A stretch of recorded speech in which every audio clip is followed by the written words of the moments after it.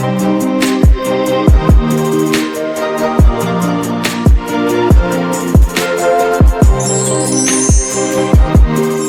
ವಿಡಿಯೋದಲ್ಲಿ open ಇಂಟ್ರೆಸ್ಟ್ನ read ಮಾಡೋದು ಹೇಗೆ, ಓಪನ್ ಇಂಟ್ರೆಸ್ಟ್ನ ಯೂಸ್ ಮಾಡಿಕೊಂಡು ಮಾರ್ಕೆಟ್ ಡೈರೆಕ್ಷನ್ ಹಾಗೆ ಅದಕ್ಕೆ ತಕ್ಕನಾದ ಆಪ್ಷನ್ ಸ್ಟ್ರಾಟಜಿನ ಕ್ರಿಯೇಟ್ ಮಾಡೋದು ಹೇಗೆ ಅಂತ ತಿಳ್ಕೊಳ್ಳೋಣ. ನೋಡಿ, ಕೆಲವರು ಈ ಓಪನ್ ಇಂಟ್ರೆಸ್ಟ್ ಯೂಸ್ ಮಾಡ್ಕೊಂಡು ಆಪ್ಷನ್ ಸ್ಟ್ರಾಟಜಿ ಕ್ರಿಯೇಟ್ ಮಾಡೋದಕ್ಕೋಸ್ಕರ ಕೋರ್ಸ್ಗಳನ್ನ ಕಂಡಕ್ಟ್ ಮಾಡ್ತಾರೆ. 5 ರಿಂದ 10 ಸಾವಿರ ರೂಪಾಯಿ ಚಾರ್ಜ್ ಮಾಡ್ತಾರೆ. ಐ ಹೋಪ್ ನೀವು ಫ್ರೀಯಾಗಿ ಕಲಿತೀರಾ ಅಂದ್ಕೊಂತೀನಿ. ಹಾಗೆ ಓಪನ್ ಇಂಟ್ರೆಸ್ಟ್ ಯೂಸ್ ಮಾಡಿಕೊಂಡು ಯಾವಾಗ ಮಾರ್ಕೆಟ್ ಬ್ರೇಕ್ಔಟ್ ಕೊಡ್ಬೋದು ಅಥವಾ ಬ್ರೇಕ್ ಡೌನ್ ಆಗ್ಬೋದು ಅದನ್ನು ನಾವು ತಿಳ್ಕೊಳ್ಳೋಣ. ಮೊದಲನೇದಾಗಿ ಓಪನ್ ಇಂಟ್ರೆಸ್ಟ್ ಅಂದರೆ ಏನು? ಉದಾಹರಣೆಗೆ ನಾನೀಗ ಒಂದು ಶೇರ್ನ ಸೆಲ್ ಮಾಡ್ತೀನಿ ಅಂದ್ಕೊಳ್ಳಿ. ನೀವು ಒಂದು ಶೇರ್ನ ಕೊಂಡ್ಕೊತೀರಾ. ಈಗ ಓಪನ್ ಇಂಟ್ರೆಸ್ಟ್ ಏನಾಗುತ್ತೆ? 1 ಆಗುತ್ತೆ. ಈಗ ನಾನು 5 ಶೇರ್ನ ಸೆಲ್ ಮಾಡಿ ನೀವು 5 ಶೇರ್ನ ಕೊಂಡ್ಕೊಂಡಿದ್ರೆ ಓಪನ್ ಇಂಟ್ರೆಸ್ಟ್ ಎಷ್ಟು ಆಗ್ತಾಯಿತ್ತು? 5 ಆಗ್ತಾಯಿತ್ತು. ಓಕೆ, ಈಗ 5 ಓಪನ್ ಇಂಟ್ರೆಸ್ಟ್ ಇದೆ ಅಂದ್ಕೊಳ್ಳಿ. ನಾನು 5 ಸೆಲ್ ಮಾಡಿದ್ದೀನಿ, ನೀವು 5 ಬೈ ಮಾಡಿದ್ದೀರಾ. ಅದಾದ ನಂತರ ನಾನೇನು ಮಾಡ್ತೀನಿ ಅಂದರೆ 5 ಸೆಲ್ ಮಾಡಿದ್ನಲ್ಲ ಅದರಲ್ಲಿ 2ನ್ನ ನಾನು ವಾಪಸ್ ಕೊಂಡ್ಕೊಬಿಡ್ತೀನಿ. ಈಗ ಉಳಿದಿರೋ ಓಪನ್ ಇಂಟ್ರೆಸ್ಟ್ ಎಷ್ಟಾಗುತ್ತೆ? 3 ಆಗುತ್ತೆ. ನಾವೀಗ ಓಪನ್ ಇಂಟ್ರೆಸ್ಟ್ ಅಂದರೆ ಏನು ಅಂತ ಅರ್ಥ ಮಾಡ್ಕೊಂಡ್ವಿ. ಓಪನ್ ಇಂಟ್ರೆಸ್ಟ್ ಯೂಸ್ ಮಾಡಿಕೊಂಡು ಮಾರ್ಕೆಟ್ ಡೈರೆಕ್ಷನ್ನ ಫೈಂಡ್ ಔಟ್ ಮಾಡೋದಕ್ಕೆ ನೀವು ಆಪ್ಷನ್ ಚೈನ್ನ ರೀಡ್ ಮಾಡಬೇಕಾಗುತ್ತೆ. ಆಪ್ಷನ್ ಚೈನಲ್ಲಿ ನಿಮಗೆ ಎಲ್ಲನೂ ಅರ್ಥ ಮಾಡ್ಕೊಳ್ಳೋ ಅವಶ್ಯಕತೆ ಇಲ್ಲ. ಓಪನ್ ಇಂಟ್ರೆಸ್ಟ್ ಮತ್ತು ಚೇಂಜ್ ಇನ್ ಓಪನ್ ಇಂಟ್ರೆಸ್ಟ್ ಇವೆರಡು ಅರ್ಥ ಆದರೆ ಸಾಕು. ಝೀರೋದ ಆಪ್ಷನ್ ಚೈನ್ ಈ ಥರನೂ ಬರುತ್ತೆ. ನೀವು ಜಸ್ಟ್ ಓಪನ್ ಇಂಟ್ರೆಸ್ಟ್ ಚೆಕ್ ಮಾಡಬೇಕು ಅಂದರೆ ಈ ಬಾರ್ ಗ್ರಾಫ್ ರೆಪ್ರೆಸೆಂಟೇಷನ್ ಇದೆಯಲ್ಲ ಇದನ್ನು ಯೂಸ್ ಮಾಡ್ಬೋದು. ಓಕೆ, ಇದನ್ನು ಯೂಸ್ ಮಾಡಿಕೊಂಡು ನೀವು ಓಪನ್ ಇಂಟ್ರೆಸ್ಟ್ನ ರೀಡ್ ಮಾಡ್ಬೋದು. ನಮ್ಮ ಈ ವಿಡಿಯೋದಲ್ಲಿ ಝೀರೋದ ಆಪ್ಷನ್ ಚೈನು ಹಾಗೆ NSE India option chain use ಮಾಡಿದ್ದೀನಿ. ನಾನು ಈ ಬಾರ್ ಗ್ರಾಫ್ ರೆಪ್ರೆಸೆಂಟೇಷನ್ ಇದೆಯಲ್ಲ ಇದನ್ನು ಯೂಸ್ ಮಾಡಿಲ್ಲ. ನಿಮ್ಗೆ ಯಾವ್ದು ಕನ್ವೀನಿಯೆಂಟ್ ಆಗುತ್ತೋ ನೀವು ಅದನ್ನು ಯೂಸ್ ಮಾಡಿ ಓಪನ್ ಇಂಟ್ರೆಸ್ಟ್ನ ರೀಡ್ ಮಾಡ್ಬೋದು. ನಾವೀಗ ನಿಫ್ಟಿದು ಆಪ್ಷನ್ ಚೈನ್ ನೋಡ್ತಾ ಇದ್ದೀವಿ. ಇದರಲ್ಲಿ 2 ಸೆಕ್ಷನ್ ಬರುತ್ತೆ. ಒಂದು ಕಾಲ್ದು ಸೆಕ್ಷನ್ ಬರುತ್ತೆ, ಇನ್ನೊಂದು ಪುಟ್ದು ಸೆಕ್ಷನ್ ಬರುತ್ತೆ. ಈ ಕಾಲ್ ಸೆಕ್ಷನ್ನ 2ರಲ್ಲಿ ಡಿವೈಡ್ ಮಾಡ್ಬೋದು. ಅದು ಏನು ಅಂದರೆ in the money call. In the money ಕಾಲ್ ಅಂದರೆ ITM ಅಂತ ಕರೀತಾರೆ. ಇನ್ನೊಂದು ಬಂದುಬಿಟ್ಟು OTM ಅಂದರೆ out of the money call. Okay, in the money call ಅಂದ್ರೇನು? ಈಗ ಮಾರ್ಕೆಟ್ ಅಪ್ರಾಕ್ಸಿಮೇಟ್ಲಿ 21,900 ನಡೀತಾ ಇದೆ. ಓಕೆ, ನಿಫ್ಟಿ ಬಂದುಬಿಟ್ಟು 21,900 ಅಪ್ರಾಕ್ಸಿಮೇಟ್ಲಿ ವ್ಯಾಲ್ಯೂ ಹೇಳ್ತಾ ಇದ್ದೀನಿ. ಓಕೆ, ಇದಕ್ಕಿಂತ ಕೆಳಗಡೆ ಬರೋ ಸ್ಟ್ರೈಕ್ಸ್ ಇದೆಯಲ್ಲ ಕಾಲ್ ಸೈಡಲ್ಲಿ, ಅಂದರೆ 21,800 ಆಗಿರ್ಬೋದು, 21,750 ಆಗಿರ್ಬೋದು, ಇವೆಲ್ಲ ಬಂದುಬಿಟ್ಟು ಇನ್ ದ ಮನಿ ಕಾಲ್ ಆಗುತ್ತೆ.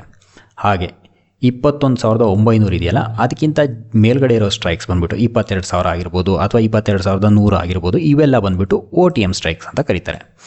ಹಾಗೆ ಪುಟ್ ಸೈಡಲ್ಲೂ ಅಷ್ಟೇ. ಈಗ 21,900 ಅಟ್ ದ ಮನಿ ಸ್ಟ್ರೈಕ್ ಅಲ್ವಾ, ಇದಕ್ಕಿಂತ ಜಾಸ್ತಿ ಇರೋದು ಅಂದರೆ 22,000 ಇರ್ಬೋದು, 22,100 ಇರ್ಬೋದು, ಇವೆಲ್ಲ ಬಂದುಬಿಟ್ಟು ಇನ್ ದ ಮನಿ ಸ್ಟ್ರೈಕ್ಸ್ ಆಗುತ್ತೆ. ಇದೇನು? ಪುಟ್ ಇನ್ ದ ಮನಿ. ಓಕೆ, ಹಾಗೆ 21,900ಕ್ಕಿಂತ ಕೆಳಗಡೆ ಬರೋ ಸ್ಟ್ರೈಕ್ಸ್ 21,800, 21,700 ಇವೆಲ್ಲ ಏನಿದೆಯಲ್ಲ OTM, ಇದು ಔಟ್ ಆಫ್ ದ ಮನಿ ಪುಟ್ ಸೈಡ್ದು. ಇದು ಪುಟ್ OTM. ನಾವು ಇಲ್ಲಿವರೆಗೂ ಇನ್ ದ ಮನಿ ಅಂದ್ರೇನು, ಅಟ್ ದ ಮನಿ ಅಂದ್ರೇನು, ಔಟ್ ಆಫ್ ದ ಮನಿ ಅಂದ್ರೇನು ಅಂತ ಅರ್ಥ ಮಾಡ್ಕೊಂಡಿವಿ. ಈಗ ಓಪನ್ ಇಂಟ್ರೆಸ್ಟ್ ಹಾಗೂ ಮಾರ್ಕೆಟ್ ಡೈರೆಕ್ಷನ್ಗೆ ಏನು ಸಂಬಂಧ ಇದೆ ಅಂತ ತಿಳ್ಕೊಳ್ಳೋಣ. ನೋಡಿ, ಇನ್ ದ ಮನಿನಲ್ಲಿ ಓಪನ್ ಇಂಟ್ರೆಸ್ಟ್ ಚೇಂಜ್ ಆದರೆ ಏನಾಗುತ್ತೆ, ಔಟ್ ಆಫ್ ದ ಮನಿಯಲ್ಲಿ ಓಪನ್ ಇಂಟ್ರೆಸ್ಟ್ ಚೇಂಜ್ ಆದರೆ ಏನಾಗುತ್ತೆ, ಅದನ್ನು ನಾವು ಕ್ಲಿಯರಾಗಿ ಅರ್ಥ ಮಾಡ್ಕೋಬೇಕು. ನಾವೀಗ NSE ಆಪ್ಷನ್ ಚೈನಿಗೆ ಹೋಗ್ಬಿಟ್ಟು ಅದನ್ನು ಕ್ಲಿಯರಾಗಿ ಅರ್ಥ ಮಾಡ್ಕೊಳ್ಳೋಣ. ಮೊದಲನೇದಾಗಿ ರೇಂಜ್ ಬೌಂಡ್ ಮಾರ್ಕೆಟಲ್ಲಿ ಓಪನ್ ಇಂಟ್ರೆಸ್ಟ್ ಯಾವ ಥರ ಚೇಂಜ್ ಆಗುತ್ತೆ ಅಂತ ನೋಡೋಣ. ನೋಡಿ, ರೇಂಜ್ ಬೌಂಡ್ ಮಾರ್ಕೆಟಲ್ಲಿ ಏನಾಗುತ್ತೆ ಅಂದರೆ ಕಾಲು ಮತ್ತು ಪುಟ್ಟು ಎರಡೂ ಈಕ್ವಿಲಿಬ್ರಿಯಮ್ ಇರುತ್ತೆ. ಅಂದರೆ ಪುಟ್ಟೂ ರೈಟ್ ಆಗ್ತಾ ಇರುತ್ತೆ, ಕಾಲೂ ರೈಟ್ ಆಗ್ತಾ ಇರುತ್ತೆ. ಯೂಶಲಿ ಏನು ಮಾಡ್ತಾರೆ ಅಂದರೆ ಟ್ರೇಡರ್ಸು ಸ್ಟ್ರಾಡಲ್ ಮಾಡ್ತಾ ಇರ್ತಾರೆ. ಹಾಗಾಗಿ ಏನಾಗುತ್ತೆ ಅಂದರೆ ಪುಟ್ ಸೈಡ್ ಎಷ್ಟು ಡೆವಲಪ್ ಆಗ್ತಾ ಇರುತ್ತೋ ಕಾಲ್ ಸೈಡೂ ಅಷ್ಟೇ ಡೆವಲಪ್ ಆಗುತ್ತೆ. ನಾವು ರೇಂಜ್ ಬೌಂಡ್ ಮಾರ್ಕೆಟ್ ಇದೆಯಾ ಅಂತ ಚೆಕ್ ಮಾಡೋದಕ್ಕೆ ನಾವು OTM ಕಾಲು ಮತ್ತು OTM ಪುಟ್ ಇದ್ರದ್ದು ಓಪನ್ ಇಂಟ್ರೆಸ್ಟ್ ನೋಡಬೇಕು. ನೋಡಿ, OTM ಕಾಲಲ್ಲಿ ಎಷ್ಟು ಪ್ರಮಾಣದಲ್ಲಿ ಆಪ್ಷನ್ ರೈಟಿಂಗ್ ಆಗ್ತಿದೆಯೋ same amount of the option writing put side ಆಗ್ತಾ ಇದ್ರೆ ಏನಾಗುತ್ತೆ ಅಂದರೆ ಮಾರ್ಕೆಟ್ ಯೂಶಲಿ ರೇಂಜ್ ಬೌಂಡ್ ಇರುತ್ತೆ. ನೋಡಿ, ಬುಲ್ಲಿಶ್ ಮಾರ್ಕೆಟಲ್ಲಿ 2 ಥರ OI ಡೆವಲಪ್ ಆಗುತ್ತೆ. ಒಂದು ಮಾಡರೇಟ್ ಬುಲಿಶಲ್ಲಿ ಯಾವ ಥರ ಡೆವಲಪ್ ಆಗುತ್ತೆ ಅಂತ ಫಸ್ಟ್ ನೋಡೋಣ. ಅದಾದ ನಂತರ ಜಾಸ್ತಿ ಬುಲಿಶ್ ಇದ್ದಾಗ ಯಾವ ಥರ ಡೆವಲಪ್ ಆಗುತ್ತೆ ಅಂತ ನೋಡೋಣ.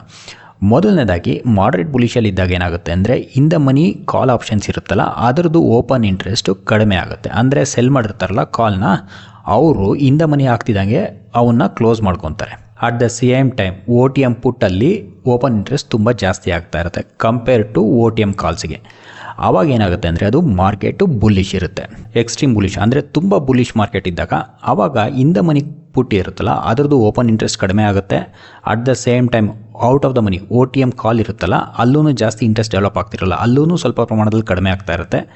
At the same time OTM ಪುಟ್ ಇದೆಯಲ್ಲ ಅದರಲ್ಲಿ ಎಕ್ಸೆಸಿವ್ ರೈಟಿಂಗ್ ಇರುತ್ತೆ, ಅಂದರೆ ತುಂಬ ಜಾಸ್ತಿ ರೈಟ್ ಮಾಡ್ತಾ ಇರ್ತಾರೆ. ಕೆಲವು ಸತಿ ನೀವು ಇನ್ ದ ಮನಿ ಪುಟ್ ಇದೆಯಲ್ಲ ಅದರಲ್ಲೂ ರೈಟ್ ಆಗೋ ಚಾನ್ಸಸ್ ಇರುತ್ತೆ. ಇದು ಬಂದುಬಿಟ್ಟು ಎಕ್ಸ್ಟ್ರೀಮ್ ಬುಲಿಶ್ ಆಯಿತು. ಬೆರಿಶ್ ಮಾರ್ಕೆಟಲ್ಲಿ ಎರಡು ಥರ ಇರುತ್ತೆ. ಒಂದು ಮಾಡ್ರೇಟ್ ಬೆರಿಶು, ಇನ್ನೊಂದು ಹೆವಿ ಬೆರಿಶ್. ಮಾಡ್ರೇಟ್ ಬೆರಿಶ್ ಅಂದರೆ ಸ್ವಲ್ಪ ಪ್ರಮಾಣದಲ್ಲಿ ಮಾರ್ಕೆಟ್ ಕೆಳಗಡೆ ಹೋಗೋದು, ಹೆವಿ ಬೆರಿಶ್ ಅಂದರೆ ತುಂಬಾ ಜಾಸ್ತಿ ಹೋಗೋದು. ಈ ಎರಡು ಕಂಡೀಷನಲ್ಲೂ ಓಪನ್ ಇಂಟ್ರೆಸ್ಟ್ ಬೇರೆ ಥರ ಬಿಹೇವ್ ಆಗುತ್ತೆ. ಮೊದಲನೇದಾಗಿ ಮಾಡ್ರೇಟ್ ಬೆರಿಶಲ್ಲಿ ಓಪನ್ ಇಂಟ್ರೆಸ್ಟ್ ಯಾವ ಥರ ಚೇಂಜ್ ಆಗುತ್ತೆ ಅಂತ ನೋಡೋಣ. ಮಾಡ್ರೇಟ್ ಬೆರಿಶಲ್ಲಿ ಏನಾಗುತ್ತೆ ಅಂದರೆ ಪುಟ್ ಇನ್ ದ ಮನಿ ಇರುತ್ತಲ್ಲ ಅದರಲ್ಲೇ ಅನ್ವೈಂಡಿಂಗ್ ಆಗುತ್ತೆ. ಅನ್ವೈಂಡಿಂಗ್ ಆಗೋದು ಅಂದರೆ ಅಲ್ಲಿ ಓಪನ್ ಇಂಟ್ರೆಸ್ಟ್ ಕಡಿಮೆ ಆಗುತ್ತೆ. At the same time call OTM ಇರುತ್ತಲ್ಲ ಅಲ್ಲಿ ಓಪನ್ ಇಂಟ್ರೆಸ್ಟ್ ತುಂಬಾ ಜಾಸ್ತಿ ಡೆವಲಪ್ ಆಗುತ್ತೆ. OTM ಪುಟ್ ಇರುತ್ತಲ್ಲ ಅದರಲ್ಲೇನು ಜಾಸ್ತಿ ಚೇಂಜಸ್ ಕಾಣಲ್ಲ. ಆವಾಗ ಏನಾಗುತ್ತೆ ಅಂದರೆ ಅದು ಮಾರ್ಕೆಟು ಮಾಡ್ರೇಟ್ ಬೇರಿಶ್ ಇರುತ್ತೆ. ತುಂಬ ಬೇರಿಶ್ ಮಾರ್ಕೆಟಲ್ಲಿ ಏನಾಗುತ್ತೆ ಅಂದರೆ ಇನ್ ದ ಮನಿ ಪುಟ್ ಇರುತ್ತಲ್ಲ ಅದ್ರದ್ದು ಓಪನ್ ಇಂಟ್ರೆಸ್ಟ್ ಕಡಿಮೆ ಆಗುತ್ತೆ. ಹಾಗೆ OTM ಕಾಲ್ ಇರುತ್ತಲ್ಲ ಅದರದ್ದು ಓಪನ್ ಇಂಟ್ರೆಸ್ಟ್ ಜಾಸ್ತಿ ಆಗುತ್ತೆ. OTM ಪುಟ್ ಇರುತ್ತಲ್ಲ ಅಲ್ಲೂ ಕೂಡ ಓಪನ್ ಇಂಟ್ರೆಸ್ಟ್ ಕಡಿಮೆ ಆಗುತ್ತೆ. ಏನಕ್ಕೆ ಅಂದರೆ ಮಾರ್ಕೆಟ್ ತುಂಬ ಫಾಸ್ಟಾಗಿ ಹೋಗ್ತಾ ಇರಬೇಕಾದ್ರೆ IV ಸ್ಪೈಕ್ ಆಗೋದ್ರಿಂದ ಏನಾಗುತ್ತೆ ಅಂದರೆ OTM ಪುಟ್ ಸೆಲ್ಲರ್ಸ್ ಇರ್ತಾರಲ್ಲ ಅವ್ರ ಪೊಸಿಷನ್ಸ್ನ ಕ್ಲೋಸ್ ಮಾಡ್ತಾರೆ. ಕೆಲವು ಸತಿ ಇನ್ನೂ ಏನಾಗುತ್ತೆ ಅಂದರೆ ಕಾಲ್ ಸೆಲ್ಲರ್ಸ್ ಇರ್ತಾರಲ್ಲ ಅವರು ಇನ್ ದ ಮನಿ ಕಾಲ್ಗಳನ್ನು ಸೆಲ್ ಮಾಡ್ತಾರೆ. ಬೇಸಿಕಲಿ ಏನಾಗುತ್ತೆ ಅಂದರೆ ಇನ್ ದ ಮನಿನಲ್ಲೂ ಓಪನ್ ಇಂಟ್ರೆಸ್ಟ್ ಬಿಲ್ಡ್ ಆಗ್ತಾ ಇರುತ್ತೆ. ಓಕೆ, ಇಲ್ಲಿವರೆಗೂ ನಾವು ಏನು ಅರ್ಥ ಮಾಡ್ಕೊಂಡ್ವಿ ಅಂದರೆ ಓಪನ್ ಇಂಟ್ರೆಸ್ಟ್ ಯಾವ ಥರ ಡೆವಲಪ್ ಆಗುತ್ತೋ ಅದನ್ನು ನೋಡಿಕೊಂಡು ನಾವು ಮಾರ್ಕೆಟ್ ಡೈರೆಕ್ಷನ್ನ ಹೇಗೆ ಫೈಂಡ್ ಔಟ್ ಮಾಡೋದು ಅಂತ ನಮಗೆ ಗೊತ್ತಾಯಿತು. ನಾವೀಗ ಒಂದು ಪ್ರಾಕ್ಟಿಕಲ್ ಎಕ್ಸಾಂಪಲ್ನ ನೋಡೋಣ. ಅದಕ್ಕಿಂತ ಮುಂಚೆ ನಾವು ಇಷ್ಟೋ ತನಕ ಡಿಸ್ಕಸ್ ಮಾಡಿದ್ವಲ್ಲ ಇದು ಕನ್ಫ್ಯೂಸ್ ಆಗೋ ಚಾನ್ಸಸ್ ಇರುತ್ತೆ. ಹಾಗಾಗಿ ನಾನು ಇದನ್ನು ಒಂದು ಕಡೆ ನೋಟ್ ಮಾಡಿದ್ದೀನಿ. ಓಕೆ, ಓಪನ್ ಇಂಟ್ರೆಸ್ಟ್ ಯಾವ್ಯಾವುದು ಚೇಂಜ್ ಆದಾಗ ಯಾವ್ಯಾವ ಮಾರ್ಕೆಟ್ ಡೈರೆಕ್ಷನ್ ಇರುತ್ತೆ ಅಂತ. ಓಕೆ, ಅದನ್ನು ನಾನು ಡಿಸ್ಕ್ರಿಪ್ಷನಲ್ಲಿ ಶೇರ್ ಮಾಡಿರ್ತೀನಿ, ನೀವು ಅದನ್ನು ರೆಫರ್ ಮಾಡ್ಬೋದು. ಓಕೆ, ನಾವೀಗ ಇರೋದು ಆಪ್ಷನ್ ಚೈನಲ್ಲಿದ್ದೀವಿ. ಇವತ್ತು ಡೇಟ್ ಬಂದುಬಿಟ್ಟು ಫೆಬ್ರವರಿ 3 ಶನಿವಾರ. ನಿನ್ನೆ ಮಾರ್ಕೆಟ್ ಬಂದುಬಿಟ್ಟು 0.7% ನಿಫ್ಟಿನಲ್ಲಿ ಮೂವ್ ಕೊಟ್ಟಿತ್ತು. ಅಂದರೆ 156 ಪಾಯಿಂಟು ಮೇಲ್ಗಡೆ ಹೋಗಿತ್ತು. 156 ಪಾಯಿಂಟ್ ಮೇಲ್ಗಡೆ ಅಂದರೆ ಏನು, ಇದು ಮಾಡ್ರೇಟ್ ಬುಲಿಶ್. ಓಕೆ, ಇಷ್ಟೊತ್ತು ನಾವು ಓಪನ್ ಇಂಟ್ರೆಸ್ಟು ಮತ್ತು ಮಾರ್ಕೆಟ್ ಡೈರೆಕ್ಷನ್ಗೂ ಸಂಬಂಧದ್ದು ನೋಡುವಲ್ಲ, ಇದು ವರ್ಕ್ ಆಗ್ತಾ ಇದೆಯಲ್ವ ಅಂತ ಈ ಲೈವ್ ಮಾರ್ಕೆಟಲ್ಲಿ ನೋಡೋಣ. ನೋಡಿ, ಇದು ಬಂದುಬಿಟ್ಟು OI ಚೇಂಜ್ ಕಾಲ್ ಸೈಡ್ದು ಇಲ್ಲಿ ನೋಡ್ಬೋದು. ಇನ್ ದ ಮನಿ ಕಾಲ್ಸ್ ಇದೆಯಲ್ಲ ಎಲ್ಲದರಲ್ಲೂ ಓಪನ್ ಇಂಟ್ರೆಸ್ಟ್ ಕಡಿಮೆ ಆಗಿದೆ. ಇನ್ ದ ಮನಿ ಅಂದ್ರೇನು, ಈಗ ಕರೆಂಟ್ ಮಾರ್ಕೆಟ್ ಪ್ರೈಸ್ ಬಂದುಬಿಟ್ಟು 21,900, ಇದರಿಂದ ಕೆಳಗಡೆ ಬರೋವೆಲ್ಲ ಇನ್ ದ ಮನಿ ಆಗುತ್ತೆ. ಇನ್ ದ ಮನಿನಲ್ಲಿ ನೋಡಿ 50ರಿಂದ 60% ಓಪನ್ ಇಂಟ್ರೆಸ್ಟ್ ಕಡಿಮೆ ಆಗಿದೆ. ಇದು ಕಾಲ್ ಸೈಡು. ಎರಡನೇದು ಬಂದುಬಿಟ್ಟು ನೋಡಿ, ಇಲ್ಲಿ ಪುಟ್ ಸೈಡ್ ನೋಡಿ, ಪುಟ್ ಸೈಡಲ್ಲಿ ಓಪನ್ ಇಂಟ್ರೆಸ್ಟ್ ಜಾಸ್ತಿ ಆಗಿದೆ. OTM ಅಂದರೆ ಔಟ್ ಆಫ್ ದ ಮನಿ ಪುಟ್ ಇದೆಯಲ್ಲ ಇವೆಲ್ಲ ನೋಡಿ ಇಲ್ಲಿ ಓಪನ್ ಇಂಟ್ರೆಸ್ಟು ಹೆವಿಯಾಗಿ ಬಿಲ್ಡಪ್ ಆಗಿದೆ.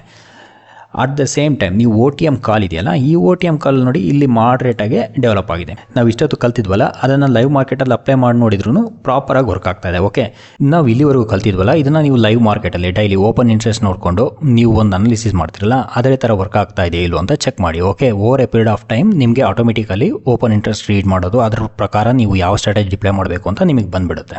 ಒನ್ ಮೋರ್ ಇಂಪಾರ್ಟೆಂಟ್ ಪಾಯಿಂಟ್ ನಿಮ್ಗೆ ಆಲ್ರೆಡಿ ತಿಳಿಸಿದ್ದೆ. ನಾವು ಇಷ್ಟ ತನಕ ರೂಲ್ಸ್ ಡಿಸ್ಕಸ್ ಮಾಡಿದ್ವಲ್ಲ ಅದನ್ನು ನಾನು ಆಲ್ರೆಡಿ ನೋಟ್ ಮಾಡ್ಕೊಂಡಿದ್ದೀನಿ. ಅದನ್ನು ಡಿಸ್ಕ್ರಿಪ್ಷನಲ್ಲಿ ಶೇರ್ ಮಾಡ್ತೀನಿ, ನೀವು ನೋಡ್ಬೋದು. ನೀವು ಇದಕ್ಕೆ ಅಂತ ತಲೆಗೆಡಿಸ್ಕೋಬೇಡಿ.